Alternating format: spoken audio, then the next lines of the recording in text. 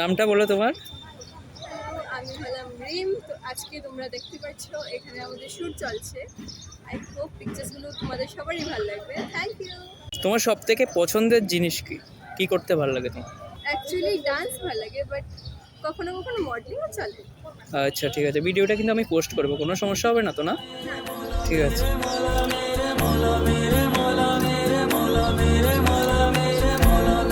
Smile রাখো।